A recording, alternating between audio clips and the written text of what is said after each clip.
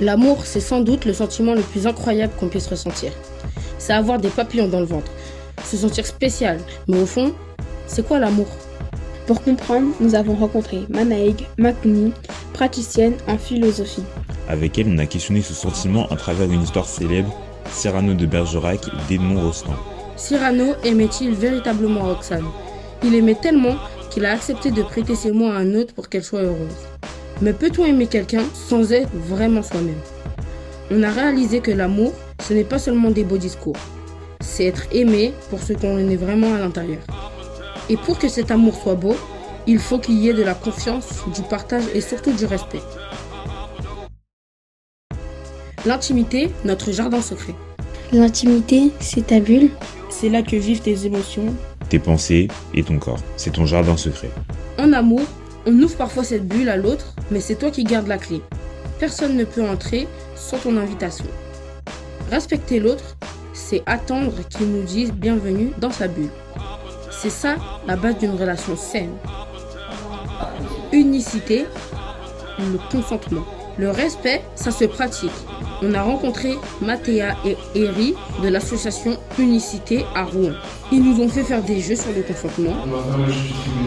On a appris que la bulle d'intimité n'est pas la même pour tout le monde. Il faut toujours demander et s'adapter. On a aussi clarifié les termes LGBTQIA+.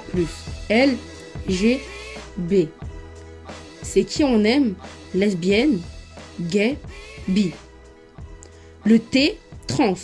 C'est qui on est. C'est l'identité de genre. QIA+, queer, intersexe, asexuel. Toute la diversité de l'amour, peu importe qui on aime. L'important, c'est la bienveillance. Les entretiens. Questions aux partenaires. Le planning familial. Qu'est-ce que le planning familial ? Et quelles sont vos missions ? Alors, Planning Familial ici, nous on est une association pour lutter contre la loi qui interdisait l'avortement et la contraception. Donc les missions ici, tout ce qui concerne la santé sexuelle, la vie privée, les relations, aussi voilà, ça peut arriver si on a été victime de violence, on a le droit de venir ici. Quels professionnels y rencontre-t-on ? Donc il y a plusieurs types de professionnels.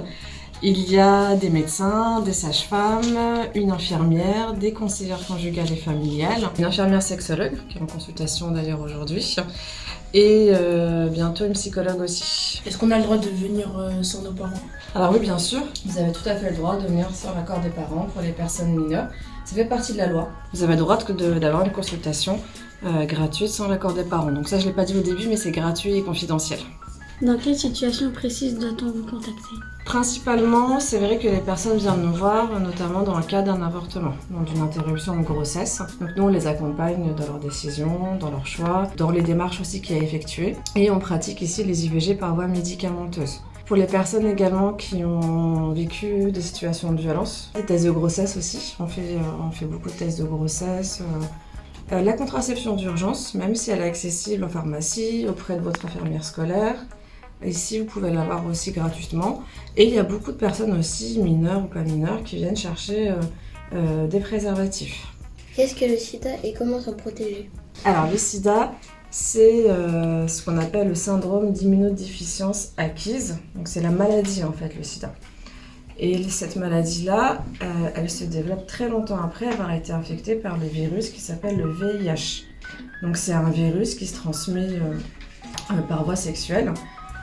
Contact en fait avec les fluides corporels, donc sang, sperme, etc., sécrétion vaginale, mais pas que. Les personnes aussi qui utilisent les seringues, etc. Et c'est un virus qui va détruire en fait toutes les défenses immunitaires de la personne. Il y a des moyens de s'en protéger, principalement c'est le préservatif. Il y a également des traitements maintenant qui existent qu'on appelle la PrEP. Il y a des traitements d'urgence aussi, en cas d'agression sexuelle aussi. Et le dépistage. Le dépistage c'est aussi un moyen de se protéger. Le but c'est vraiment que tout le monde puisse avoir accès à la contraception, à des relations sexuelles qui sont vécues de manière sécurisée, sans violence, d'avorter dans de bonnes conditions, gratuitement et de manière confidentielle. Merci à vous. Merci beaucoup. Merci. Nous avons également interviewé l'avocate Maître Baudet-Rossignol dans le but de lui poser des questions par rapport au consentement, ces nouvelles lois, l'assistance éducative, etc. Bonjour maître, est-ce que vous pouvez vous présenter s'il vous plaît? Bonjour, je suis Maître Baudet-Rossignol. Je suis avocate au barreau de Rouen. Je fais essentiellement du droit du handicap, de l'assistance éducative, du recours corporel. Je fais du divorce à l'amiable et puis aussi de l'hospitalisation sous contrainte. En fait, la nouvelle loi sur le consentement, elle est très importante parce que elle a modifié la définition du viol et la définition de l'agression sexuelle. Avant, pour qu'il y ait un viol, il fallait forcément qu'il y ait une notion de violence, de contrainte, de menace ou de surprise. Par contre, si on n'arrivait pas à démontrer ces critères-là, le viol n'était pas retenu. Maintenant, dès lors qu'on démontre que même s'il n'y a pas eu de violence, de contrainte, de surprise, de menace, il peut y avoir viol, dès lors qu'il n'y a pas eu consentement des deux. Donc le consentement, pour récapituler, il doit être libre, éclairé, spécifique, préalable, c'est-à-dire avant l'acte, et révocable. Révocable, ça veut dire qu'à tout moment, on peut changer d'avis et qu'on doit respecter ce changement d'avis. Si on ne le respecte pas, ça devient du viol ou de l'agression sexuelle. Que dit la loi pour les mineurs de moins de 15 ans? Si un adulte, un majeur, a une relation sexuelle avec un mineur de moins de 15 ans, et que l'adulte dit si, il était consentant, ça ne vaut rien. Pourquoi? Parce qu'on considère que le mineur de moins de 15 ans ne pouvait pas avoir le discernement suffisant pour, même s'il a dit oui, pour accepter véritablement. Sauf si c'est entre deux jeunes. Ça ne sera pas considéré comme un viol ou une agression sexuelle si les deux sont d'accord, bien sûr. S'il n'y a pas de consentement, évidemment, on revient dans les mêmes règles que tout à l'heure. Mais s'il y a un consentement, on considérera que s'il y a moins de 5 ans d'écart entre les deux jeunes, alors on retient l'idée qu'effectivement, il y a pu avoir un consentement qui est valable. Avant, dans cette loi sur le viol ou l'agression sexuelle, on ne parlait pas des conjoints. Et maintenant, dans cette nouvelle loi, il est dit que dès lors qu'il n'y a pas de consentement, même entre deux personnes mariées, il y a viol ou agression sexuelle. Et ça, c'est pareil, c'est nouveau aussi dans cette loi. La règle, je vous le dis, gardez-le tous en tête. Dès lors que vous avez un doute, c'est qu'il y a un problème. Faites-vous confiance, croyez en vous, et si vous avez un doute, surtout, parlez-en à plusieurs adultes. Au revoir maître.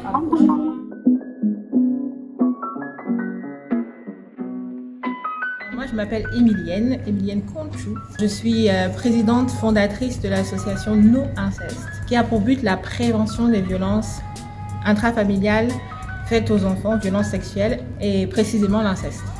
Et donc nos missions sont principalement de sensibiliser, de cultiver l'estime de soi, libérer la parole et accompagner la parole aussi, et former les professionnels qui accompagnent les mineurs. Qu'est-ce que l'inceste? Alors l'inceste, pour nous, dans le cadre de l'association, c'est un crime contre l'humanité qui se déroule dans le cadre familial. En France, l'inceste est considéré comme une circonstance aggravante du crime de viol, du délit d'agression sexuelle et du délit de corruption des mineurs entre personnes qui sont de la même famille et donc qui ont un lien de parenté ou d'alliance. La loi cite précisément les ascendants, donc grands-parents, parents, les frères et sœurs, les oncles, les tantes, les neveux, les nièces et aussi les conjoints, concubins et partenaires de Pacs de toutes ces personnes lorsqu'elles ont une autorité de droit ou de fait sur le mineur si la victime est mineure.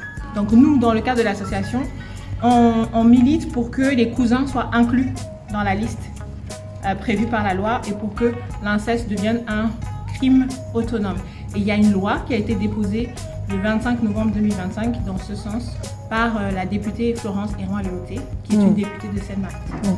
Si jamais un camarade, un ami ou quelqu'un de votre famille vous confie vraiment avoir vécu des gestes déplacés de la part d'un autre enfant ou alors d'un autre adulte, vous pouvez appeler le 119, d'accord ?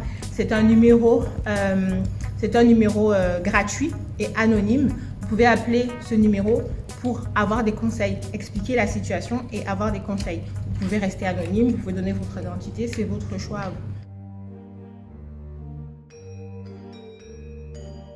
Charlotte Delru, je suis chargée de prévention au Mouvement d'Uni. Je coordonne et je mets en place tout ce qui est de l'ordre de la prévention en établissement scolaire, prévention EVARS, éducation, vie affective, relationnelle et sexuelle. Alors le Mouvement d'Uni, c'est une association qui est assez ancienne, elle est née en 1937. Et à la base, c'était 2 personnes qui se sont mis à aller à la rencontre des femmes en situation de prostitution dans les rues de Paris et dans les maisons closes pour leur proposer de l'écoute, de l'aide, parfois de l'aide financière, ou écouter leur histoire, savoir comment elles en étaient arrivées là. Et tout ça a pris forme plus après la Seconde Guerre mondiale. Et aujourd'hui, on est une association qui aide, écoute, accueille inconditionnellement des personnes en situation de prostitution ou qui ont connu la prostitution et qui souhaitent en parler. Et on fait bien sûr de la prévention dans les établissements scolaires sur l'égalité filles-garçons, femmes-hommes, où en fait on explique c'est quoi l'égalité, comment on peut cultiver l'égalité, rendre la société plus égale au niveau des 2 genres, filles-garçons. Quelle est la différence entre prostitution et proxénétisme? Donc la différence entre prostitution et proxénétisme, c'est vraiment profiter de la prostitution d'autrui. Et la prostitution, c'est échanger ou vendre un acte sexuel contre une rémunération quelle qu'elle soit. Comment se protéger pour ne pas être influencé ou enrôlé dans un trafic? N'hésitez pas à vous tourner vers les associations, vers vos animateurs et animatrices. Et surtout n'oubliez pas vos qualités, vos compétences en tant qu'individu, chacun. Et n'hésitez pas à vous les répéter. Parce que souvent, ce qui se passe dans ce genre d'enrôlement, en tout cas quand on est mineur, c'est qu'on va un peu nous manipuler et nous faire oublier qui on est, les qualités qu'on a. Et c'est ça qui est important de se répéter. Nous concluons ce stage en ressortant avec de belles leçons qui nous aideront dans la vie quotidienne, pour nous et pour les autres. L'humanité doit être préservée et le corps de chacun doit être respecté. On a appris que personne n'a le droit de nous toucher sans notre accord. Que l'amour doit toujours rimer avec respect. Que le consentement, ce n'est pas une option, c'est la base. Que le planning familial nous accueille gratuitement. Que l'amour n'a pas de frontières. Que le silence sur l'inceste protège l'agresseur. Que la loi est un bouclier pour nous protéger. Que nous avons tous droit à notre jardin secret. Et que nous ne sommes jamais seuls pour parler, car être soi-même, c'est la plus belle preuve de liberté. Nos corps, nos droits, nos choix. Nos corps, nos droits, nos choix. Nos corps, nos droits, nos choix. Nos droits.